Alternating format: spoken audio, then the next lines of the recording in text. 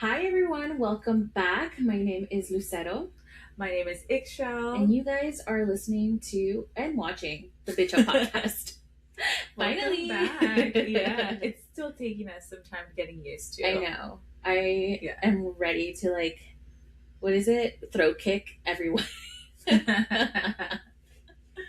so that's the kind of week we're having. Yeah, I just feel very violent and aggressive. Yeah. But that's like every day. So Actually, no, I feel like I've been very chill. I feel like you guys I've have been been very following chill. us for years. You know You that know. nothing has changed, but You Lucy's know. character arc has been to be less violent and to be more calm. I'm just kidding. Anyone that's Zen. watching this for the first time is like, Girl. no, just kidding. Maybe it's the animal print, maybe she's feeling wild. I think so, yeah. Yeah, maybe. Maybe she's born with it. Yeah, maybe she is. Just kidding. So how are we doing? We're surviving. I thought we were like, we're here, bitch. We're here. What do you like to say? Oh, it's my favorite Dorinda quote. Not well, bitch. That's how I'm doing. Because that's her thing. It's like, oh, how are you doing? Not well, bitch. That's but you how know I'm what? doing. We have to stay positive. We're doing so amazing. Everything's just working out in our favor, and we couldn't be more blessed. Period. Your face. Yeah. I'm Yeah. just doing, you know what? I'm just doing the best with what I've got. Okay. That is where In the I'm words at. of Mariah Carey. Yes, exactly. Because could things be better? Absolutely. Yeah. But, I'm taking the blessings where they come and trying to do You're like, right I'm in with what I between have. blessings right now. Yeah. I'm in a very transitional period right now. But anyways, we're here. Any bitch up moments? I do want to give a recommendation. If you guys aren't watching Summer House, what are you guys doing? First of all, I hope you guys are watching. If you're not, tap in. I have no one to talk about this with. Me. You're like, sound off in the comments, please. Please slide into my DMs. Send me stuff. Let's talk. Let's start a bitch up group chat. Yeah. I was gonna say group podcast. Group chat. Not her trying to start another podcast. Yeah, I'm starting a cult regarding Summer House. Yeah, no, I literally had to explain Lucy what was going on because I was like, I have no one to talk about this with. You can talk to me about it. Wait, tell me. I did. That was literally Lucy on the phone earlier this week. Do you want to go to Taco Bell? Yes, I actually do. I'm hungry. No, but yeah, so that's my recommendation. Tap in if you guys haven't. It's a great show. So the new season. Wow.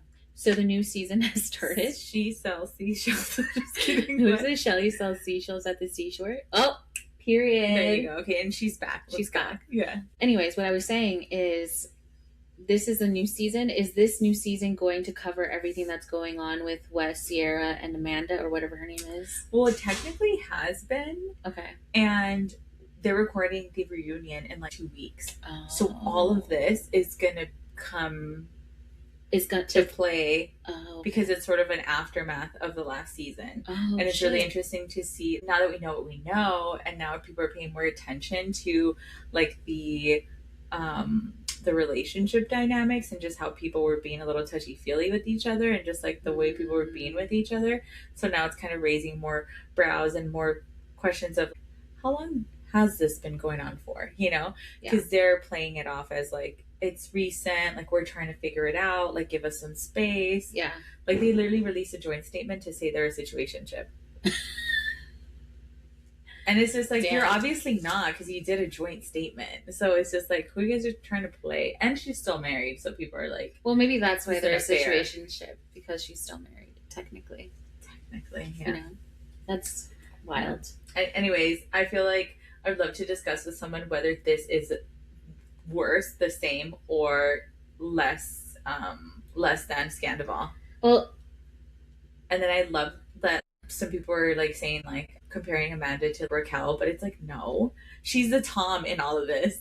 Yeah. She is the Tom, and that's what I was about to say. I'm the relationships are different because it was Sandoval and Ariana couple, and then Raquel came in as a completely unknown person technically. But then you have Amanda and Sierra's relationship where Wes is the Raquel. Yeah. Right? Exactly. Yeah. See, I know my stuff. She's brushed up. Well, damn. Summer House is coming just in time for summer. Yeah, and it's crazy. I kind of hate, or I kind of want to go back to school, because I'm just like, if all these shows were happening when I was in school, the amount of material I would have to write, like I could write dissertations on this. Yeah. Yes. So yeah. Damn. But anyways, I lost that train. So whatever. So recommendation: go watch reality TV in general, I guess. Yeah, in general, but specifically Summer House, because there's a lot of stuff happening right now. And damn, I just need people to talk about it with. Thank you.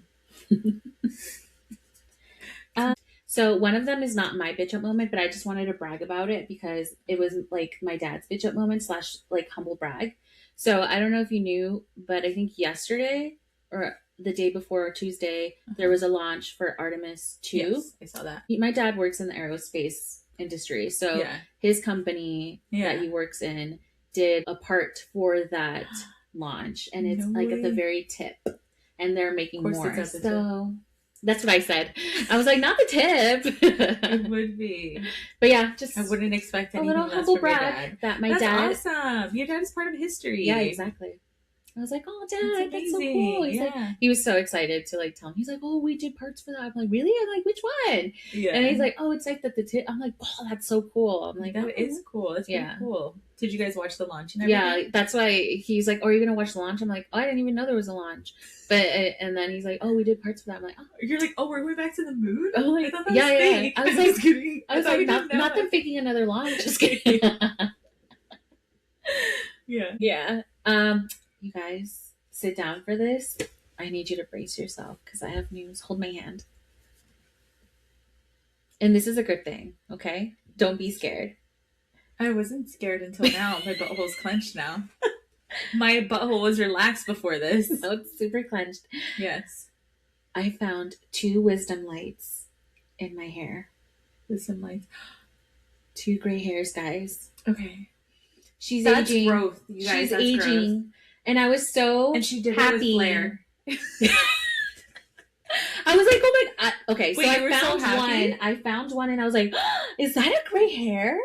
And I was like, are you sure it wasn't a blonde little? No, I thought it was a blonde, but it's new hair. Oh, okay. Like it's short. Yeah. So it was kind of sticking out, which makes sense because I'm taking my prenatal, so like new hair is growing, right? Yeah. And so I saw one and I was like, oh, cool, nice. She's aging. Yeah, she's also pregnant. I'm just kidding. No. Take that back. Sorry. Done. And then the next day, I was like, "Wait, let me double check," and I found the other one. Were they together? Is what my they're like in this area. I was gonna ask the area. Does it mean anything where the area is? I don't know. I actually was gonna look that up, but I feel because it's my sacral that it's my. Is this sacral? No, this is sacral. My crown. That it means that I'm just more because that's why I call my wisdom lights. So like, you're open to. Well, I'm glad that you're embracing it. Yeah, I don't think it's bad. I remember when I first got mine, I was beside myself because I think I turned 27 when I first noticed it. And my mom grayed very early, and she grays harshly, and so I was just fearful that like it was gonna be downhill from there, and I'm gonna have to start. At that point, I had never colored my hair. I'd only lined it up, if you will.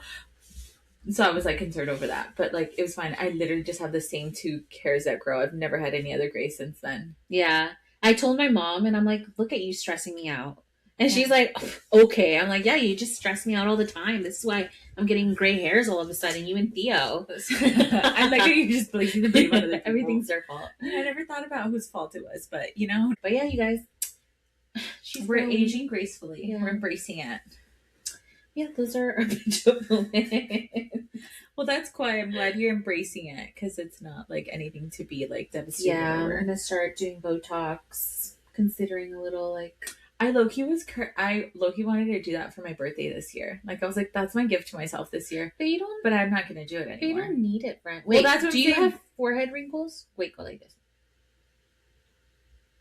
Go like angry. Go do angry. I don't know. Bitch, do angry. I'm mad at you. You know I can't do things on demand. I'm just kidding. You really can't, actually. I freak out. I literally spaz out. I'm doing the... Okay. Yeah, it's like you get them here, but you don't have like actual forehead lines. Yeah. You don't need them, friend. No, I was just joking. if you want to. I bet I'll probably just do. You know what you should do? PRP. That's what you should do. We'll see. Well, I don't even know if I have the budget for it now.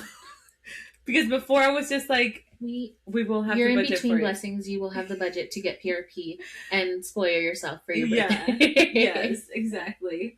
But yeah, I did consider, I'm like, oh, maybe that'd be fun to do for my Jesus year. But then I was just like, well, I have to like actually go consult and see if it's even something that makes sense to do. Yeah. I would just say PRP because PRP is good for everyone. I mean, it just like helps your skin. Yeah. You're just putting your blood back into your system. And it's also like wrinkle preventive. Also, my lids removed. No, I'm just kidding. That's scary. Okay, yeah, that is scary. But I think it's becoming more like common. That's why I was like, oh, is that like a thing I should consider at some point? Not now because I'm still like a child, but eventually. Talking about cosmetic procedures. Last time I was talking about this with my boyfriend, and we were talking about like if I've ever considered doing things and like what would I do and stuff, and how like I'm not going to do anything. And then I brought up like I never mentioned this before, but like I brought up my nose job. And he was like, what? He's like, you wanted to get your nose done? I was like, yeah. Like, it's that weird. And he's like, wait, what? Like, no, it was just so funny because he was just like, why would you? Like, he's like, you have a nice nose. And I was like, thank you so much. Like, Lucy said that. Why? And I was like, well, now I don't want to do it because like Lucy talked me out of it. And then also I've realized that like it's a part of who I am. And like, I know. And now that I know that my nose is like my grandmother's, why would I want to change that? Yeah. You know? But yeah, and he's like, you have a nice nose. You do. Why would you do that? It fits your face. I guess it was one of those moments where I was like, wow, Lucy was right. Like, oh, so when your boyfriend says it, all of a sudden it clicks. No, it clicked for me back then. Yeah, that's why I have moved away from that. But I am still honest in saying that I did consider it. Yeah. And that's where the conversation went. And he was kind of like, no, like, why would you do that? And I was like, well, I'm not going to do it anymore. Like, Lucy talked me out of it. Well, yeah, because when you do your nose, you guys, as someone who hasn't done plastic surgery and is not a plastic surgeon, has no interest in the matter, but knows very much about it. As someone who's seen botched, as a regular botch watcher, you know, when you do your nose or anything to your face, it's all about balance, right? That's usually what throws off a lot of people's surgery. So when you're doing your nose, I know a lot of people like to do the little tip thing, but to me that looks off because then your nose looks so small compared to like the rest of your face. So then either you have to add like a chin implant, you have to like, and that's where they screw you over. Well, that's the thing that I think that's where people go wrong because it's like you are altering your face to like conform to a certain feature, but then the rest of your face doesn't fit that feature. Yeah, so it's like you either have to have the money like Kim K to do everything so that it like matches. Because otherwise, the thighs match. We could barely afford a nose job. I'm not going to be able to afford for them to shave my chin, add all these other things. A little buccal fat remover. Yeah, like so that's where we go wrong. Well, I was going to say even sometimes you trying to fix your nose makes the issue worse. I've seen there is that because I have done some of the research from like people that have done the surgery to see like what it actually is, what the recovery process is like, and what it actually does for you. And it's just like mixed reviews. Like some people are like it helped me, other people are like it didn't help me at all. Other people are like it fucked my shit up.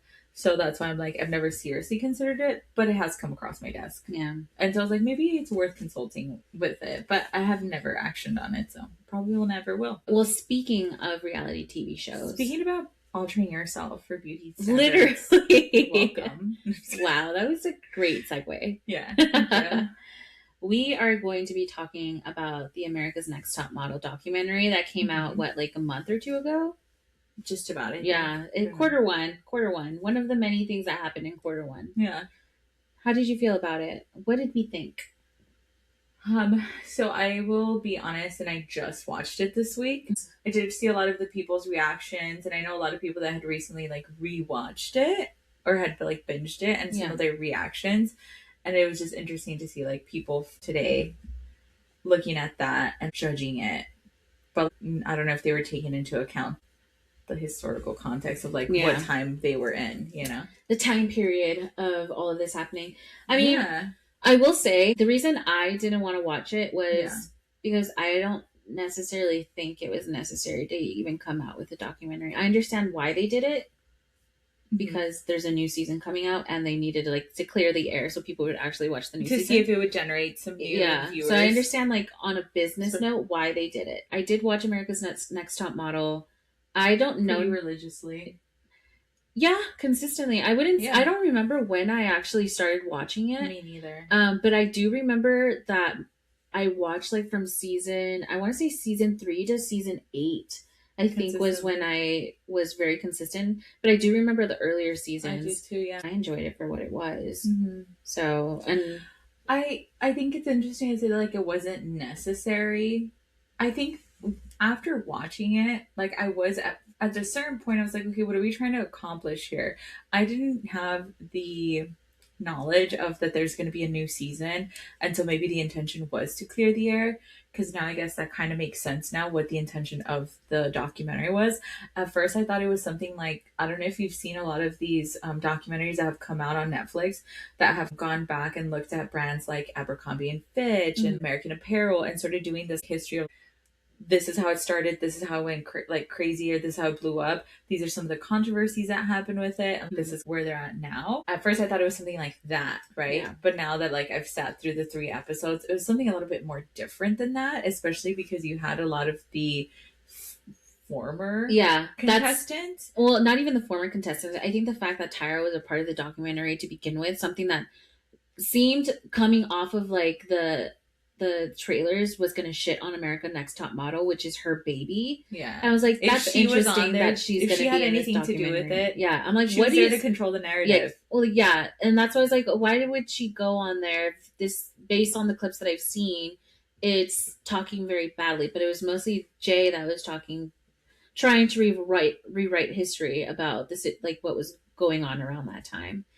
And so that didn't make sense. But then once I watched it, because I was bored and I needed something to watch while I was on the treadmill, and I needed motivation to just focus on something. Yeah. Yeah. Just keep walking. And I watched all 3 episodes, and then she mentions the whole new season. I'm like, okay, that makes sense. That would be interesting. We're going to have to watch it now so we can give our hot takes on it. Yeah. Well, did you have a favorite season? I have more memorable seasons, but I never had a favorite one. Which one do you think is memorable? I want to say the one with Yasmin. I think her name was Yasmin. I love her. Yeah. I think it was season Jasmine or Jasleen. I think either she reminded me of Yasmin actually. Her name was she was a Latina and she was really skinny. Jasleen. Yeah. Sorry, I confused her with Yasmin. But anyway, yeah, her. That's the season I remember the most. Yeah, it was season 8. I remember that one because that's one of my favorite seasons. And I remember there's also another one. I have to go back and see if this is a true scene or if I just fabricated in my head. Maybe this is a British one. But there was a British girl or someone with an accent.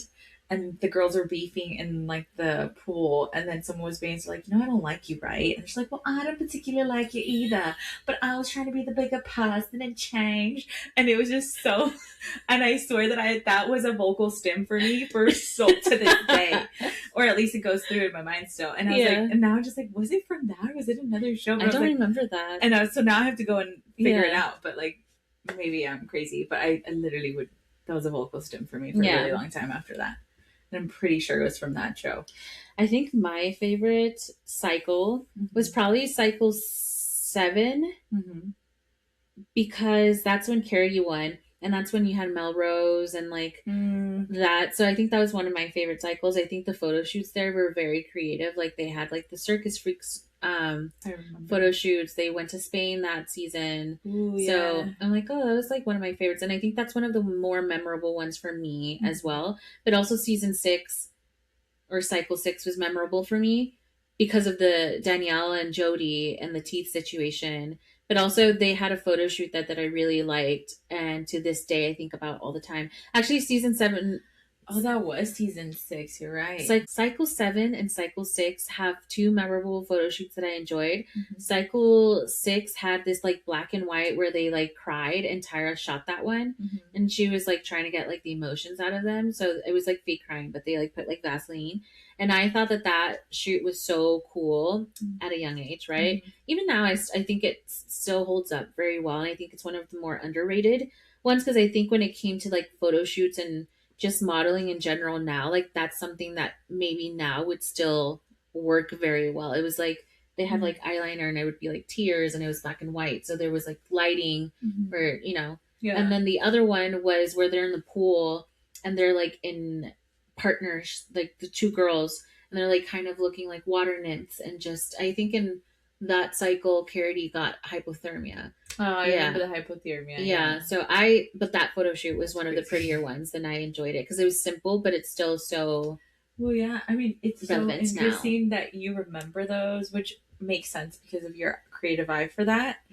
Because I just remember all the batshit crazy ones that I remember. I was just like, why are they photographing them like this? Like, how is this top fashion? Like, this feels like a circus, literally. So, like, and those were the things that were more memorable to me. And that's why I was just like, when I was watching the documentary, like, oh my God, I forgot about this one. Yeah. Like, that's crazy. Like, who approved this, first of all? You know, like, it's just crazy. And then, like, how did people agree to this? But, like, it was very much, it seemed like a lot of people were taking the position of, like, I was just doing my job at the end of the day.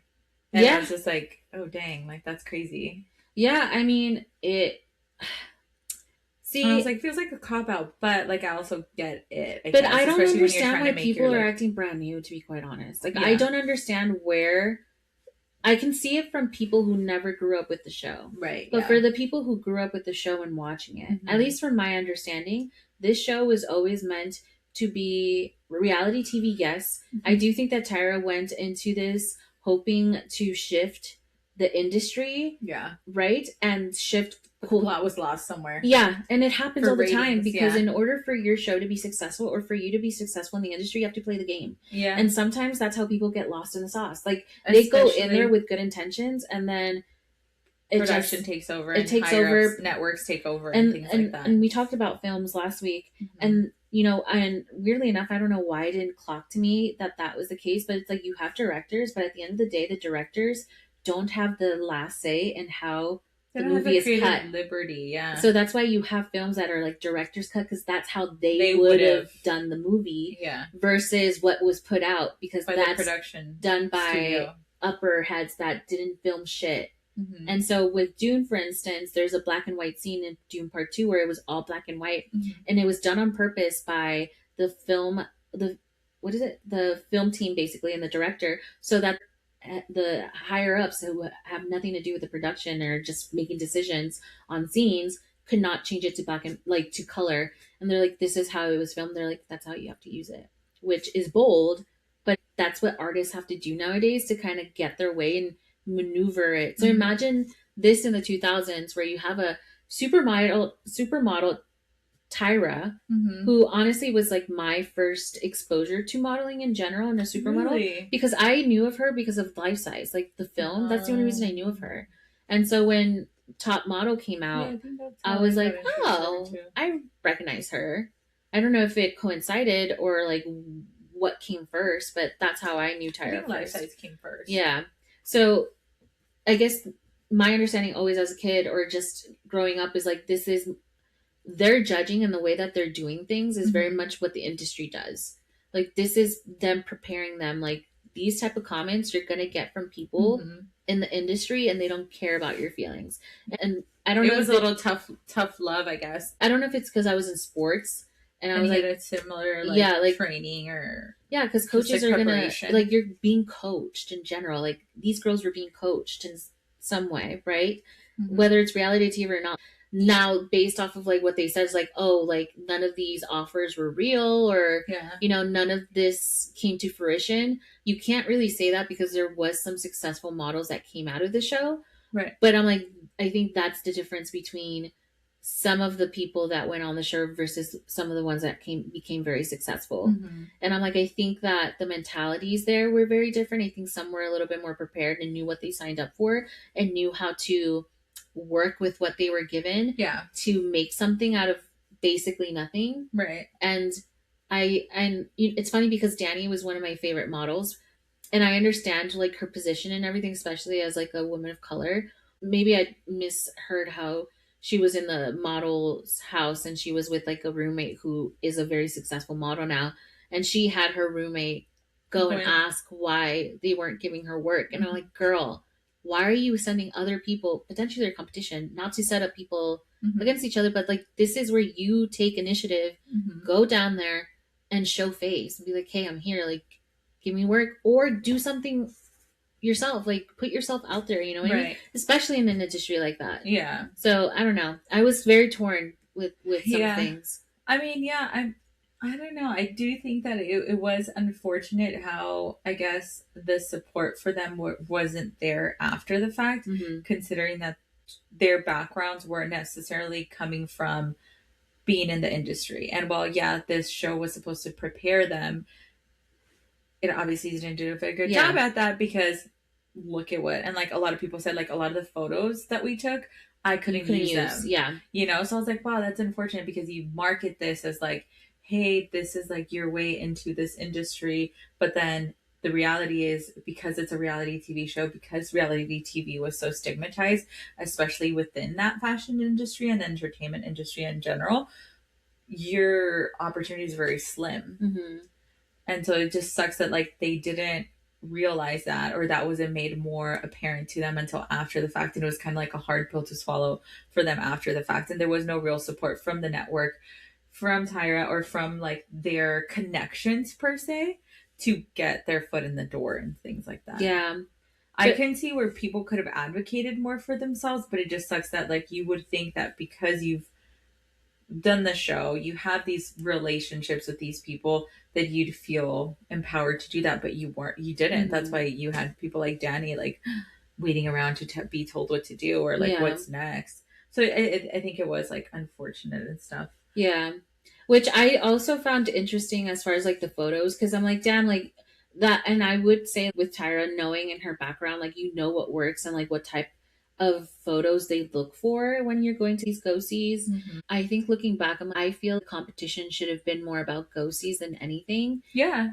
Because that's where a lot of the work comes from, right? Yeah. So it's like, yes, getting the photos, but maybe doing go-sees earlier on in the season instead of like the last. Or it being just more part of the show. Yeah. But then you also realize that part of this is just, they need to create a story. They need to create. But the go-sees were always more exciting because it gave you so much to work with. Yeah. But even as a reality TV show, there was so much drama in the go-sees. But you also wonder if part of that was because like there wasn't a lot of support from the fashion industry into taking these people seriously. So that's why there weren't a lot of opportunities to build those partnerships of like, okay, now the show's going to revolve more heavily on go-sees. But I wonder if that was the thing. I mean, we don't know, but I'm curious about that, because why didn't they rely more on those, right? Well, and maybe this is why they traveled when it came to the go-sees, and maybe it is a funding issue, because a lot of the times it's the American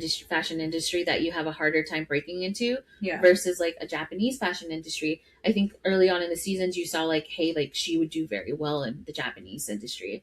So if you want to break into the industry, or do you want to break into the American? Because unfortunately, American industry is like the end all be all for many artists. Yeah, Bad Bunny, the Latino community. You want to break into the influence that the U.S. has across the world. So it's like it's the same thing for the fashion industry.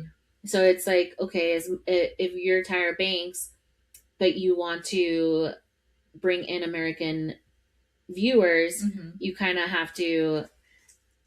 I don't know if in budget wise, especially early on in the seasons, like, do you want to do it somewhere else where it's not in America, right? Based off, and then you try to break into like the Spanish fashion industry or the Asian fashion industry and kind of set up the models that way. And then eventually bring them into the US because I think that might've been a little bit more interesting too. It's like, okay, let's break into these industries, get you to work. And it could have easily been like maybe more of a reality TV show in that aspect, where it's like you see these models going to these go-sees trying to book designers, because that's really who you're going to see is the designers, and like getting your foot into the door. And getting your foot into the door, and maybe seeing and following like the different designers that these girls are booking for. And really, if you think about it, there's a lot of underground designers that are just looking for the opportunity to break out into the industry themselves. So I don't necessarily think that they would be opposed to filming behind the scenes of them getting you know, that's why it's curious to like, why wasn't there more exposure hire on us, that side? season 25. Nah, that's what I'm saying. Like, were the brand partnerships lacking in that regard? Where like, I know they had a lot of like makeup and like a lot of commercial things. Right? I mean, I guess I think it's because everything was so for the American population. So it's like maybe again, Americans are not interested in what's going on in the Japanese fashion industry. Yeah. So maybe that's why there needed to be some sort of like, oh, I know what that is. Yeah. So maybe that's why. But I mean, I think overall, growing up, I think the love for the photo shoots, the creativity of the photo shoots, the makeovers were always fun. Like I said, the go-sees were like one of my favorite portions of the show. Yeah, I feel like as a little kid, I did very much enjoy watching it. Like, I mean, I think it was one of my first exposures to reality TV, if you will. Mm-hmm. So I did very much enjoy it. But I think it just didn't age well. Like, if I were, and I've seen some of the clips, and even as I was watching this, I was like, oh, dang. But it is a reflection of the times. And that's why it's like one of those things that why people feel so like apprehensive about it, because it's like, how dare you nowadays? Something like that maybe wouldn't fly, or at least would be a little bit more policed, if you will, especially when you're talking about ideas of like body images and all that stuff. So well, when I was younger, I definitely was entertained and such. And I feel like I was also younger to the point where I didn't really recognize some of these things. What do you mean? For example, when we talk about like the Shandy of it all and like her sexual assault. And well, I mean, like that's evolved so much. Even in college, that was still something that was being discussed. Is it or is it not? Yeah, and like now it's a little bit more. Yeah, how ethical was that, right? There was just really no boundaries in this like realm of reality so early on. Like everything was up for grabs. I think what sucked too is like recognizing that a lot of these girls were so young. Like, yeah, they were of age, if you will, but they were still very young and vulnerable, and there just seemed to be no one was really looking out for them in that way. As much as Tyra did put on this hat of big sister, I'm here to coach you guys and mentor you and this and that, like in the reality of it, there was no real protections for them. So that's what I think really sucks, because yes, they were of age. Yes, they signed on to this, and people can argue like, oh, well, you signed up for this. But I feel like as a brand, and in this industry, like you would think that there would be more things in place. I mean, I know now there is, like, even like when you have like, what is it called? When you do like sexual scenes in like an entertainment kind of thing. Intimate coordinator. Yeah, now you have that kind of thing, right? Not that they're going to have that there, but there's just no, but I mean, I could see the fashion industry also benefiting from that if they're doing, well, I guess, I don't know, if they're doing shoots similar, because I mean, what was her name? Brie? Like her situation. Yeah, I think there was one. The male model. Bertini, but that wasn't Brie. That was, what's her name? The other girl. The one that they were like, oh, she's chubby. Kayla? No. Hold on. Kenya. Yeah, it was her that had like that incident. Yeah. And I think it also exposed some of the like ugliness of the industry, right? Like it was very raw in that way. Yeah. Where like you see, like you were saying, the criticisms of this like fixation with looking a certain way, certain beauty standards. I think that's what's been problematic about Tyra, or what people kind of wrestled with. But again, it's part of the times, and people can say like she did her best to navigate these, but at a certain point she also was a product of her time. Exactly. Well, yeah, because it was like, she grew up in that, within that industry. Like the very things that she would say, I'm trying to change the narrative, I'm trying to use this as a way to kind of break beauty standards, or just like kind of expand them because of what she dealt with. Some of the ways she navigated certain things, and some of the things that went down on the show. And again, not all her fault, because it's more than her, right? Like this is beyond her, because there's also production, all the other players involved. They kind of perpetuated and upheld those same like harmful ideas of fashion. Well, yeah, it's a balancing act, right? Because I mean, Tyra is this person. I mean, how many networks did they have to pitch this to that nobody wanted to pick up? Yeah, they ended up with. So again, you have to play ball. It's even take a little bit. And again, this is not to excuse any of the behavior, but I do think that it's crazy that people think that Tyra is mostly responsible for a lot of the things that were happening. When, like you said, this is exposing the bare minimum of what's going on behind the scenes in the industry. And now with like the whole Epstein file situation, we know why a lot of these things are happening and why they continue to happen. Like just because we're in 2026 doesn't necessarily mean that these things aren't still happening. Like it's the fashion industry, no matter how much of a body positive society we may have now. Even now, I wouldn't say we have that much of a body positive especially society. now that everybody's all trying to go back to traditional. Yeah, the fashion industry is crazy still. Thinness being in is a recession indicator. Let me just say that. No kidding. I did enjoy the documentary in that way because I think it was very insightful to learn about the women that they experience and what they experience and sort of the impact that it's had in their lives, for better or worse, right? Because I think when you watch reality, or at least when I was younger and I would watch reality TV, I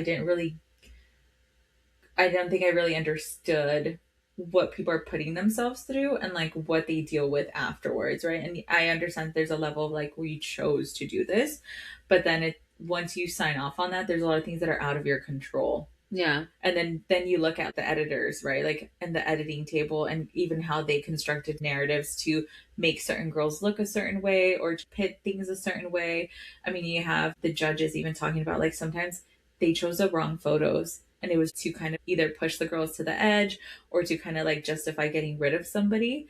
But it wasn't because she wasn't good. It was just like we needed to get rid of her because the storylines were focused on other girls. Yeah. And that's what kind of sucked, because it's like you thought that there was a real merit to it. But at the end of the day, it kind of, again, got lost in the sauce because it became something to profit off of, you know? And well, so it just became reality TV at this point. Yeah. Exactly. So it lost the reality. And I think after like maybe, I don't know, where do you think it started to lose the sauce? I had no idea, right? Like now that I'm older, I think I would have to watch the seasons fully because honestly, now I feel like it's all a blur. And that's why, like, as I was watching this, I was like, oh wow, I forgot about that. And I was like, wow, like when I was little, that went over my head. Oh yeah, that is fucked up. Like, dang, that sucks that this happened. Or when you went from encouraging people to have makeovers that were based off of like haircuts and hair dyes to now like putting yourself into procedures that actually physically alter you. Like, that was definitely crazy. A turn, right? Like, talking about Danny and Jody, and all that. And I was just like, whoa. And how they literally coerced them. They bullied them into doing that. And it's crazy because when I was younger, I was like, oh, that's cool. You get technically a free procedure. That's why, like, I forgot what the white girl's name was, what Jody said. How she was like, oh my God, this is great. Because it's like, she came from a background where I probably couldn't afford these type of procedures. Yeah. So she's like, hell yeah, get me underneath that table or whatever. And then they fucked up her shit. I was like, that is crazy. And again, because it was a cosmetic thing, it wasn't to really do things for like, do what's right for her teeth and everything. It was just like, oh, we just got to get rid of this snaggletooth. Like, that's fudged up. Yeah.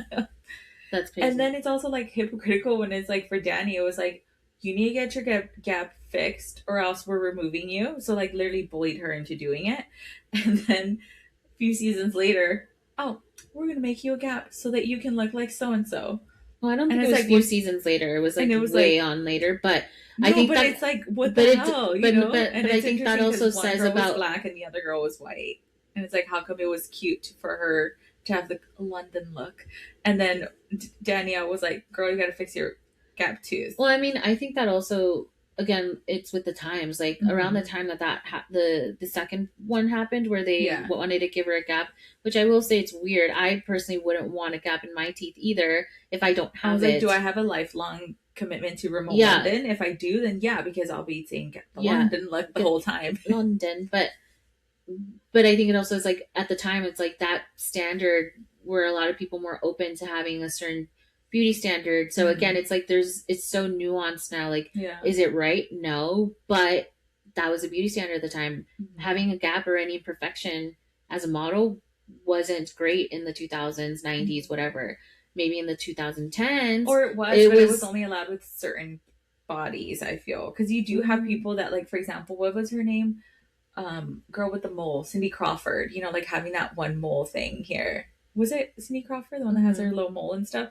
One could say that's an imperfection, but it's like that actually gave her character and stuff. But is it an imperfection when you have Marilyn Monroe who also had a mole and it's like it was seen as like a beauty mark at there that you go point. You know what I mean? Mark, you changed it. Yeah, it's a beauty mark. At that point that was already exactly. It was like, oh, that sets her apart. I'm trying to think about somebody else, but I mean, like, I remember when they offered the girl to do her gap teeth or like to make a bigger gap, they compared her with this actress from like back in the day, and I forgot who she was. I think she was a contemporary to Marilyn Monroe. But I think she was like a British actress. But anyways, but yeah, it was just interesting how like it also just shows how like this industry is just so fickle. Yeah. So it's just like, why do you guys want to be part of this again? No, I'm just kidding. Why do you want to subject yourself to this again? Yeah. Yeah. And then I think you also look at the backgrounds of these girls. Again, they were so young, they're so vulnerable. Some of these girls had like really shitty upbringings and they were looking for validation and like looking for it in all the wrong places, you know. So it just well, I mean, but that's why also the fashion industry in general is like crazy because they do that, prey on young women mm-hmm. who don't know who they are. Yeah, because like, you would look at maybe like Eve from like cycle 3, who is one of the more successful ones. You have Yaya also, who's now an actress. I think both of them are actors. Even Eve, I think she's a real housewife. Mm-hmm. Right? They made a name for themselves outside of the modeling industry. I think Eve, though, she was kind of edited to be kind of like an angry black woman. She did that to all black women on the show. That was like a recurring thing. But at the end of the day, it's because she knew herself, so they weren't really able to like break her mm-hmm. as much as someone who's really young and like doesn't really know much or needs that type of validation. Yeah. Like at the end of the day, all of these girls needed validation, but they were at different levels of this. Yeah. Hence why you have some girls that really had a hard time after the show versus other girls that succeeded, right? Because this is why, like, for example, like you have shows like, I guess, Love Island, where they have the therapist on call. And I was like, oh, it'd be interesting if they had that kind of support when they were navigating this. Like, how different would their experience have been? Well, I mean, the only reason they have a therapist on support now is because the earlier seasons of Love Island UK didn't. And there were a lot of Islanders that unalived themselves after that because of all the hate they were getting. Yeah. What is that called? The parasocial? Yeah. And I will say, I know a lot of people were saying like, oh, Tyra is not apologizing. She's not taking accountability for like anything, which sure. However, she don't had to keep her narrative if she was going to be I don't brand this again. Yeah. But I don't necessarily think her apologizing. I don't think her apologizing would have done anything. Like, people would have still been mad about it.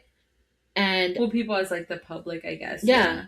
Because it's like my concern was more of like, it seemed like the girls that were on, like, that were interviewed, it seemed like they were still pretty jaded. But that's what I'm saying, like, which sucked. I was like, oh my god, how have they not? Obviously, they have moved faster. Like, some of these girls have gone on to have like their own success in their own right? But then it was interesting when you see them, like, you know, kind of digging into some of those wounds, and you're like, dang. And I think I remember Danny said something about like, yeah, Tyra, like, years later we talked and she's like, oh yeah, like, I knew you were struggling and I didn't do anything about it, like, sorry. Okay, and that's what I wanted to say. Dang, that sucks. But I'm like, she clearly apologized to Danny, but obviously Danny still feels some kind of way. Yeah. So that's what I'm saying. Tyra apologizing wouldn't have done anything because you can apologize all you want, but if you're not willing to accept it, then what's the point? That's more of like a personal thing. And exactly. And she's promoting America's Next Top Model season 25 or whatever. So it's like, she's still, I think Tyra still stands on a lot of the choices they made back then, which is fine because it's like, it was of the time. Like you said, it seemed like that was very much the and there's nothing we can do to change that, unfortunately. Yeah. So it's either you move on and you kind of work through it and you take the apology and what it is. I don't know exactly what they want. Do they want reparations? Like, what exactly is it that you guys want or expect from her? Yeah. And I think you would need to be specific in that aspect. Yeah. If an apology is not going to do it. Yeah. And I think at the end of the day, it's also like, again, it's not all on Tyra. Like, this, she was just part of a machine. I don't know if for them, it was like their focus is on Tyra because that's who they idolize. That's what kind of sold them on to like, let me go on to this show. But again, she was just part of the machine. She wasn't like the sole person. Yeah, she's not like just because she was head bitch in charge. She was the face of it. But I think that was like the narrative that a lot of people wanted to give, that like she did have a lot of. No, but I'm saying head bitch in charge in the fashion industry. Oh yeah, she's just a model, a supermodel. Because she herself was riding that fence with them because she went through the same shit. Exactly, and that's why I think that's why. It's crazy that I understand it again why Tyra is getting the hate that she is, but at the same time, a lot of her motivation for doing the show in general was because of her own personal experience of being considered a plus size, right, or having to navigate the fashion industry in the way that she has, where she went from being a top model to being a Victoria's Secret model, where even back then being a Victoria's Secret model wasn't what it used to be, whereas like you aspire to be a Victoria's Secret model. Lingerie models, a lot of top models tended not to want to do swimsuit shoots or lingerie shoots because it was seen as like it would kind of damage your opportunities to become a well-known top model to work with like big fashion brands. So it was kind of seen like, oh, you don't want to do that. I think even keeping up with Kardashians, I think Kendall, when she was talking about her modeling journey, and I think they were doing something with Paxson with Kylie, she's like, I can't do a swimsuit shoot. She's like, it would ruin my what I have going on with my fashion opportunities right now and doing runway, because the goal was always runway. Runway is always a goal for a lot of models, right? But if you take the other stuff, yeah, but then there's like, oh, yeah, but then it's like, oh, you're like, you know. But interesting. I was gonna say, I think also, and one of the things that Tyra said was that the reason some of these, with every season, the show kind of got more outlandish and more bizarre. They needed to sell more, they needed more ratings, or they needed to keep the ratings. And I know a lot of people got mad that they were like, why are you guys blaming us? Like, you guys are the ones that are producing this. But I'm like, they're right. They were just feeding the audience that wanted more. Yeah, because we were just talking about reality TV show Summer House. Like, all of the shit that's happening scandal-wise, like, people are going to go watch the next season. Well, that's why at first people were like, this is a joke. This is a PR stunt. Like, when the rumors first surfaced, people were like, they're just trying to get, PR or whatever. And so when the joint statement came out, we're like, is this a joke? It's April Fool's, Yeah. But yeah, it's very interesting to see. I mean, it's funny because it's like, I get the criticisms from people in today's society looking at that, but it's like, you can't just see that and act like this is what she's doing now. I think it's problematic if she goes into season 25 and the lessons learned and is still doing tone deaf things. Yeah. That is problematic. I mean, it's now you have more of a reason to because then it's like we learn nothing. Yeah, exactly. And we're still upholding the bullshit that stuff, you were doing, which will be even more problematic because of the way that the state of affairs right now in the U.S. and what people and how there really has been a resurgence or focus on thinness and policing women's bodies and stuff like that. Abuse in the fashion industry in general. Forget body types. Yeah. Sexual assault. Yeah. People being trafficked, I'm probably going to bleep that out, but like the Epstein files, like a lot of these models are victims of like what's going on. Even now you hear all this stuff that models have to go through to even get to the positions that they are. Actresses themselves. This is why we have Weinstein situations. This is why we have even who else, top people abusing the system and people having to play the game to get in certain roles or get certain contacts. It'll be interesting to see how Tyra does navigate season 25 with everything that's going on in the industry and everything that people know now of how the industry kind of works in a bad way, obviously. Yeah. So, I mean, I honestly think she should have just left it where it is. Like, yeah, I feel like, why are we trying to beat a dead horse? But this is because I'm not against her getting involved in like fashion and whatever. But that's why, again, like, let's see what she puts out, Yeah. Like, I mean, that's her bread and butter. That's her baby. Since we're in this age of a lot of people reviving shows and because of the nostalgia and stuff, I think it made sense why she would want to, like, reboot it. Because there's been a lot of reboots happening. But hopefully, lessons were learned. And, like, it is going to sort of cater to this new audience that we have now. Well, yeah, I mean, I think the reason that America's Next Top Model worked in general is because people like to see the underdog win, and you just had a whole cast of underdogs. Yeah, so it's like that's why people kept going back. People saw themselves in them. That's why they also were like so hurt, and they took a lot of this stuff personally. Exactly, and that's why it's our fault, because shows that nobody watched don't get another season.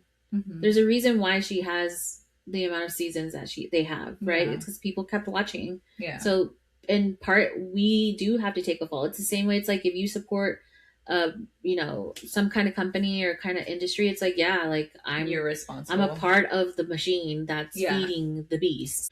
Everybody has to take some form of all of you, accountability, including me, using Prime. You guys keep Jeff Bezos' pockets lined. So yeah, like, you're part of it. But this is also like the whole talk we were having. It's like we're so dependent on a lot of these industries, unfortunately. So it's like, how do you divest it's the snake eating its tail. you know? Yeah. What I thought was interesting too is just like the whole like eating disorder of it all. And I was like, again, it's very much of the times, but then also like, again, like people who watched it, vice versa, like both sides, right? Like the girls themselves that were obviously trying to keep up with like certain like beauty standards and making sure that they weren't like bloated on photo shoots and things like that. Yeah. So I was just like, dang, that sucks, because again, like it's very of the times, and it sucks that again there weren't no real like security parameters put in place to sort of watch for those kinds of signs for the girls, to make sure that it was more of like a healthier experience for them. Because I know the industry was like that, but like again, because the intentions were to kind of like shake things up within the fashion industry and show like something different, like it would have been nice for that to be more, but like unfortunately it wasn't. So it'll be interesting to see what gets put in place with season cycle 25, like if they're going to have therapists involved, if they're going to have like more, I don't know, protections for the people that are actually involved in these things. But also it'll be interesting to see who signs up for this, because knowing what we know, right, and like the background. I mean, I'm sure if there are already there's people that are going there's to sign people up. that already signed up. I mean, honestly, like I would say I would sign up, because it's just like cool, like yeah, like, I mean, I've always wanted to do reality. I mean, we've been trying to pitch a show for ourselves. I mean, if I really, really wanted to become a model or had any interest in that, and American Next Top Model, just for the fact that it's nostalgic and it's something I grew up with, I'm like, why not? You know? I also think that in today's world of like reality entertainment, celebrity, and all the things, it's a lot more easier to get your foot into the door nowadays using reality TV as opposed to before, because the stigma is just not what it used to be. Yeah. Like, even though there is still some stigma of being like a reality TV celebrity, just getting yourself like the opportunities, the connections and stuff that can be afforded to you by having that platform is a lot better than back then. Well, yeah, because now you have TikTokers. So like TikTokers are like celebrity D. F. No, I'm just kidding. And then reality stars are like C celebrities now, maybe. Yeah. You know what I mean? Yeah, but yeah, like for example, like I don't know if you saw, but Laguna Beach had their reunion recently. Mm-hmm. And so like Lauren was getting interviewed and stuff, and she was saying how when she first joined the show, it was always meant to be a stepping stone for her. That's why she dipped whenever she did. And she was just like, I always just saw this as an opportunity to get my foot into the door with building connections with certain people and stuff to get me into like what I really wanted to do. Well, I mean, even I was like, that's so true. Mike and Polly from Jersey Shore also said like, you know, when we came into this, we already had brands that we were pitching. Like that's why the situation was the situation. Well, that's why he, what's it called? Copyrighted it as soon as possible, because it's like, this is a business. This is like my future. And same for Polly. Yeah. He was a DJ. That's what he was promoting on the show. Like, I am a DJ. And that's what he lives off of. And that's what he does now. Day. So that's why I'm like, it's smart when people who have businesses go on these reality TV shows. And I understand people get mad like, oh, they're here promoting their business, but it's like, this is their opportunity. Yeah, basically. I mean, you know, but this is more so your brand, our understanding of like how the industry works from what we've learned and our constant view of just reality TV show and just being in pop culture in general, you know? Yeah. And this is why, because it's like, how are you going to make money, right? You have artists now that are singers, of all the streaming situation. So how else do you make money? You have to write your own music. You have to write your own songs.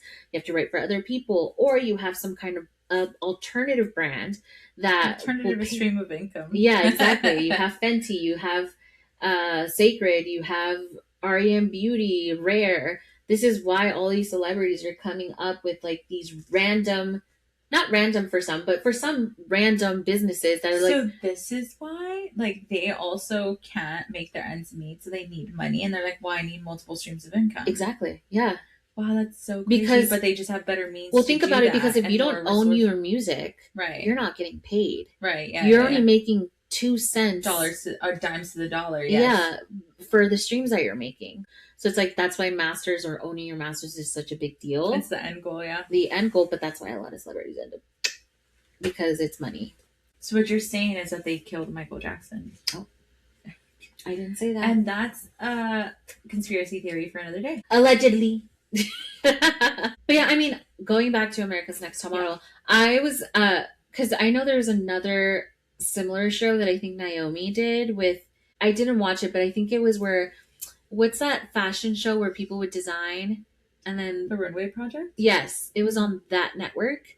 And so she was like showing models how to pose and model and all that stuff. I'm curious to see if America's Next Top Model will take a similar approach because I'm like, I think that's one of the things that they did well was like, you're going to show a woman, like a model, how to pose, show her how to, like, I don't know, when you're working with certain lighting. Like, I think that would be interesting to do, especially for models. It's like, learn your lights. Like, this is what you want to look to be more educational, and then like to like give them the tools to succeed, and then see how they do, right? And whereas over here, it didn't feel like they were really doing that. They were kind of setting them up first. They weren't setting them up for success. They weren't at all. And it's like you said about the whole therapist situation. I'm like, even bringing in chefs, like, hey, this is what we're going. Personal trainers, like, I know a lot of people get triggered with like personal trainers and the whole idea that models have to have a certain body type. But it's not even about that. It's about taking care of yourself, because at the end of the day, you are on the go all the time. You're traveling. You're doing a lot of things. Like you need to sustain yourself. To be making our meals, because I can't be held responsible to figure out 3 meals for Lord knows I forget to eat. Yeah.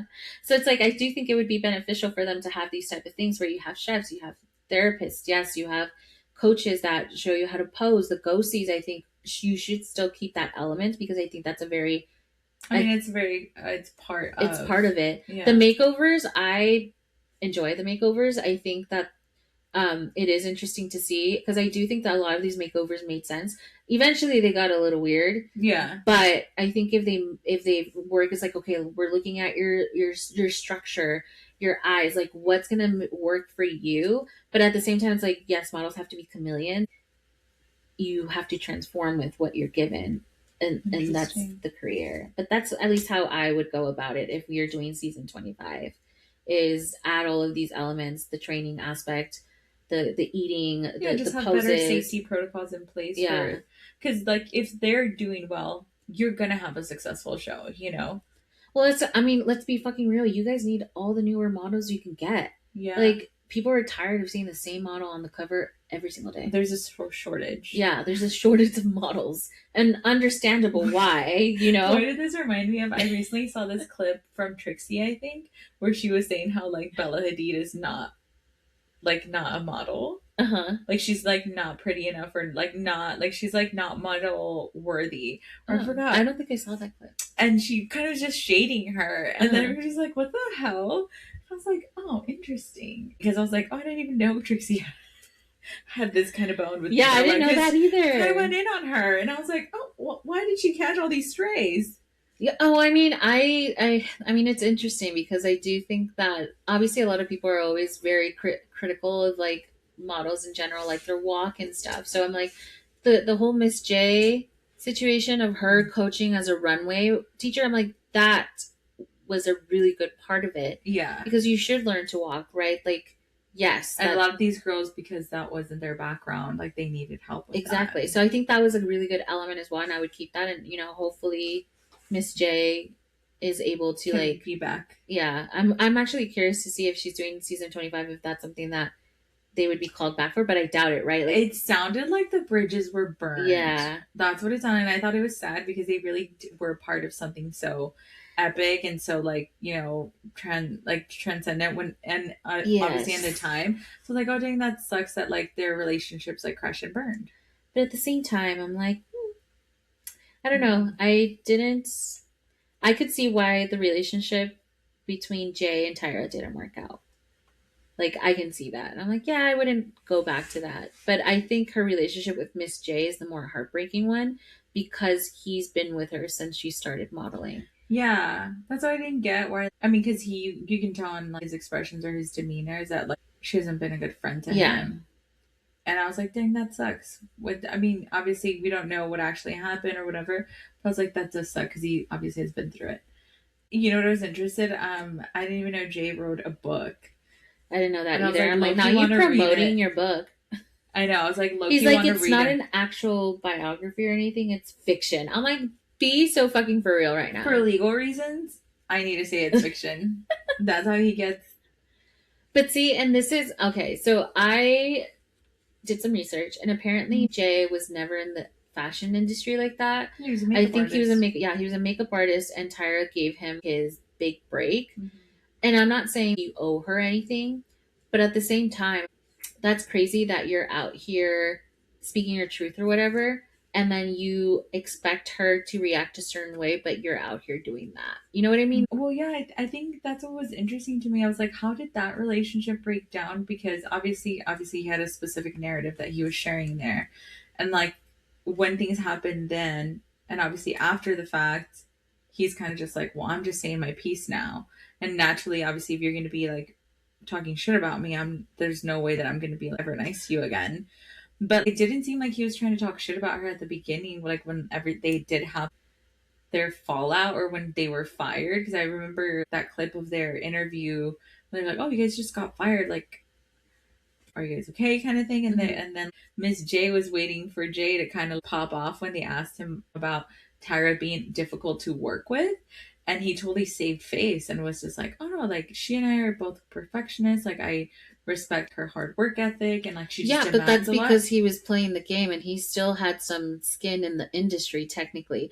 Like whether they were fired or not, him being a part of that show gave him certain connections to the industry at the time that even though he was fired, he still had those connections. Well, yeah, that's why he was able to have like, I mean, all three of them went off to like still do great things with their careers. And it isn't beneficial for you to shit on the person who gave you your big break, because now you're not, I mean, assuming that that's how the industry works, it's like you're kind of tainted now if you're talking shit about someone who gave you your big break. He was threatened with being blacklisted at some point. Yeah. But I mean, I don't know. Yeah, well, I mean, only they know their shit. Yeah, but it just sucks. We're just all alleged. I just feel like all their bridges. It seems like their bridges were burned, so I don't know if any of them would come back. That's why Nigel was my favorite. He was my favorite. Was cute, and I thought he was really handsome. I was like, oh, I like him. He's so nice. It's crazy because I remember when I saw the documentary and they were like, oh, we need someone to kind of just like, and he really was that. He really was. Everything was eye candy. Like, they really did well with that casting. He did. I don't think any of them are going to come back because why? Who do you think would be a judge now? I mean, aside from Tyra. Because I feel like if you're trying to revive and reinvigorate it, you need new faces. New people. Like, you need a whole new clean slate. Obviously, Tyra's still there. Who'd be a good judge? Do you think they would bring in, like, one of the models that's, like, not out there doing it? Like, maybe one of the older models that are retired, like a Giselle? 90s. Do you think Giselle would be open for that? That's what I'm curious about, because I'm like, what are the state of affairs between Tyra and the rest of the models of that industry? Because, for example, you know, when she did Top Model, she had that Janice lady. And so I'm curious to see who she would bring in to have that kind of similar dynamic. Yeah. Like, because I'm like, Naomi would never. No. She's too above that. But she's still working technically.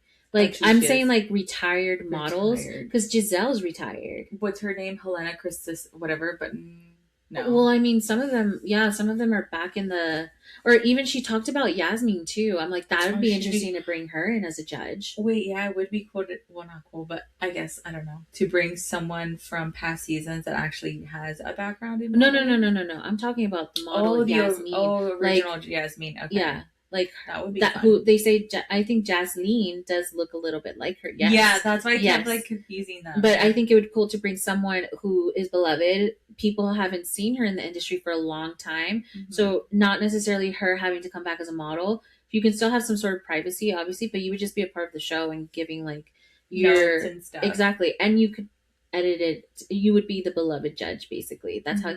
But then again, would Tyra be okay with that? You know, then she doesn't want to share the spotlight. Yeah, is she willing to share that spotlight? But I think at that point, they can't be bigger than Tyra. That's gonna be hard. But I wouldn't say, oh, maybe she is bigger. But I would say she's more so bigger because she's been out of the spotlight for so long. Mm. So people would be excited to see her. But I'm like, I would watch it if you bring in someone like that, or what's her? I think you said Krista. Helena Christopherson or something. Yeah, like that. I think that's her last name. Yeah. Some of those like '90s top supermodels would be cool to bring in one. And then so you would have to have Tyra. Technically she was a model. You had Jay, who was like image. Miss J was the walk. I think my god, Nigel was coming in more from a photographer aspect, right? And then who else was there? And then you just had like a guest judge sometimes. Judges, yeah. So I'm like, I think that judge panel would be interesting. I think you would have it. I do think you have to have a runway. Mm-hmm. You would have to have a photographer aspect. But who else would you add to that as far as like judge that would bring in something of knowledge and wisdom? Yeah. I don't know. I mean, I think having that 4 judges structure makes sense. Then it's too many as a crowd, too. You don't need to have too many folks. I would even just bring it down to 3. Mm-hmm. I just think, like I said, it just didn't age well because it was a product of its time. So I can see someone looking from this lens back there. But, like, I feel like if people take into account, again, the generation that was there, like what was happening of the times and stuff, and what were the things that were important within the fashion industry, then a lot of it starts making more sense.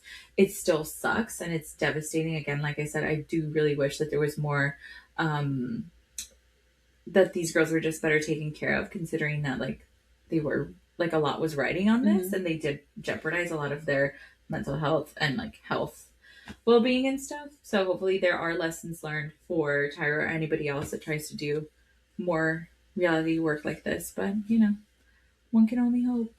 And I think, like you said, it's going to be interesting to see how this new thing gets rolled out, because as you've mentioned, we are still very much in a very, I guess what I'm trying to say is that it's still very much a danger to people trying to get into it. I don't think it's progressed as much as we think it has. Oh yeah, for sure. No. So obviously the dangers and that. So that's why it's like you would hope that there's better precautions in place. They're just good at hiding it more. Exactly. Allegedly. Exactly. So that's why I'm just like, to your point, nothing much has really changed. So that's what's going to be interesting to see. Like, how much has really changed? How much have we really learned as a society? Mm-hmm. Did we fucking learn our lesson, or are we still going to be exploiting people for reality TV? Yeah.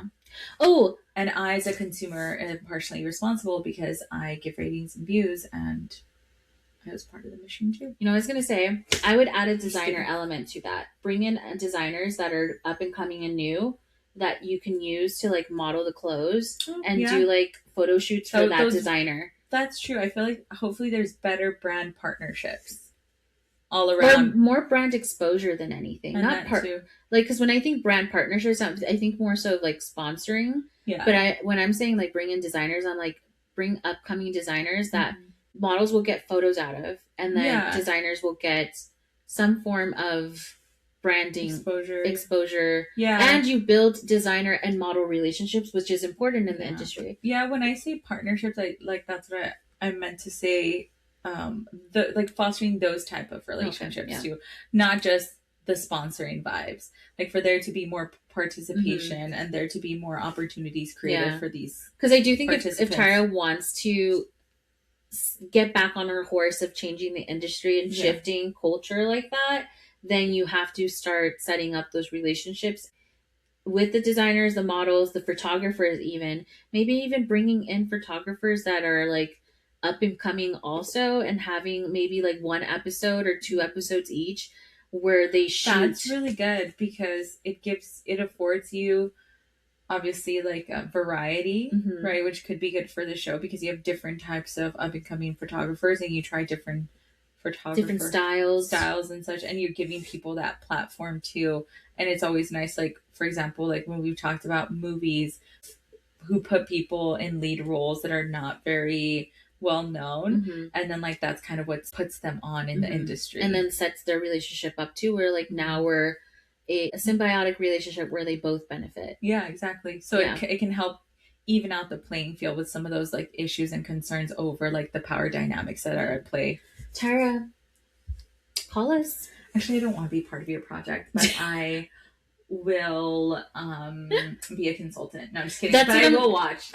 I will be a viewer. I was saying more in a consultant aspect of feedback, because you know how some people, it's like you have yes men around you all the time. It's like this is what like. Again, more so like PR and ideas. Yeah, we're your think tank. Yeah. That's what we could do. We just need to have like, you're just like a girl think tank. Yeah.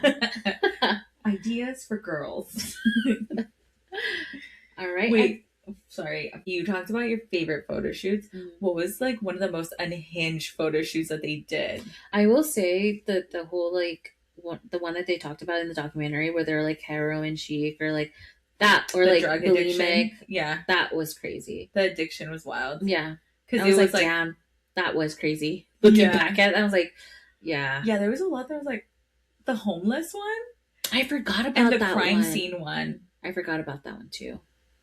That was crazy. Especially because like these are women that are put in violent depictions. Yeah, and then if you wanted to bring attention to that, Tyra, you could literally have a charity, a whole charity situation where even models counteract some of that too. Well, yeah, even because I think a lot of the times, a lot of these celebrities want to do some philanthropic. Thank you. Work. So it's like also opening opportunities for them to do that type of work. If you wanted to bring attention to homelessness, to women in domestic situations, just violence. Like violence was just celebrated in that. In general, like you could work with charities to maybe to help with some of the backlash. Exactly. Of that. But even then also well, not even to help with the backlash of that. Like fuck that. Like you did what you did, bro. Mm-hmm. I'm saying more so like for now moving forward, if you want to bring attention to things, use your platform to bring attention to that. Use the people that are positive ways. Yeah. Bring the models. If you're gonna take on a reality TV show like that, take the models to go actually do some type of community work, because it is also good for them mentally to be able to do those things, because then they're not just in that whole space of like model. You know what I mean? Like it also just broadens their whole. Because again, some of these girls are young, so it's like some of these girls haven't, maybe not exposed to some of these situations. No, right? they haven't. Yeah, some of them have, some of them haven't. Some of them are from very small towns. So, and I think it also just prepares them potentially for the industry, because there is a lot of things that are not seen in the industry, or there's just things that you're not exposed to.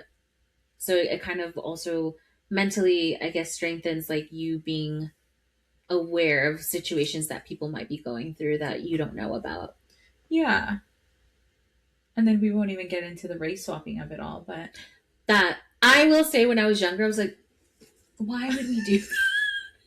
Why? That was one when I was younger too. Of me being for a milk advertisement. And it's just funny because again, like, who approved this stuff? And they didn't just do it once, because the first time, because the first time they got like pretty negative backlash from the viewers. So it's just crazy. They're like, what would we get for let's run it back. Let's try we didn't get the response we wanted, so let's try that again. Like, let's try it again, and maybe this time we'll add children to it. I wonder how social media is going to be included in that now. That was I totally forgot about that. When they were like, when they let you be the judge. Yeah. Yeah. So I'm like, oh shit, now how are they going to include TikTok and all that stuff?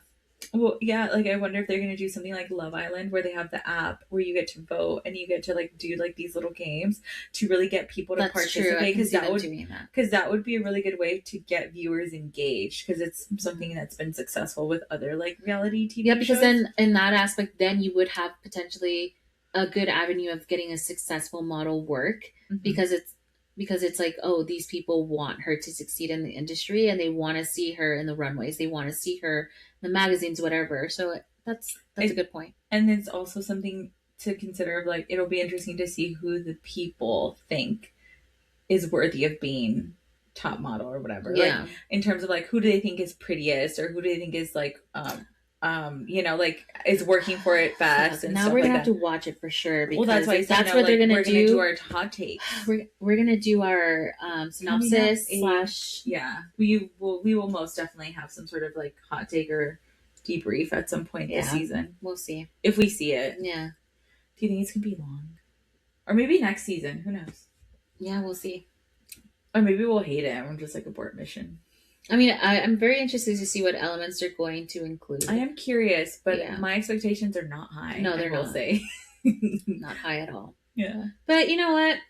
Just for the nostalgia of it, and just because it's someone that I grew up with, I wish her the best, and I hope that she does what she really, really deep down wants to do, aside from like her trauma and everything that she's been through the industry. I hope that she's able to like she work through that. Been through it. Yeah. It'll be interesting, but like allegedly, it'll be interesting to see what studios she's working with too, and like what corporations she's working with, because I feel like the only way for it to really stay genuine is like, as you mentioned, with have your own production companies, like have ownership on that, so you have more creative liberty to things. But it's hard in that kind of world. What makeup brand do you think they would partner up with? What? Well, you know what? Even that, bringing in makeup brands and doing the photo shoots for the makeup brand would be interesting, because you have like all these upcoming makeup brands too that need models that, you know? So it'll be good. It would be interesting to see if they're going to do household names or if they're also going to do like celebrity makeup brands. Yeah. Which could be something fun, especially if they have like a celebrity guest judge. I could see like Hailey Bieber going on there. Yeah. Yeah. I think she's like the closest modeling wise, because she was a model at some point. And that's true. I forgot about that. I forgot she dabbled a little bit. Yeah. So I could see her like being, and then it's more exposure for people to get on that anyways, because it is nostalgic, and it's like the same customers that, you know. I mean, I still remember I was always like in my bathroom, I would do the little, you want to be on top? You know, and it was like, and in my bathtub I would do the little catwalk, a little runway walk or whatever. Yeah, I remember that now. That literally just came to my head. Oh my god, that's so funny. Anyways. Well, that's all we got for you guys. So, yeah. I guess sound off in the comments. Let us know what you guys think. Yeah, what you guys Are you guys going to watch this new season? Yeah, are you guys going to watch? Should we watch? Do you guys even care if we watch? Anyways, thanks for joining us this week. Yeah, thanks for joining us, and tune in to the next episode. See you guys on the next one. Bye. Bye. See y'all. Have a great week.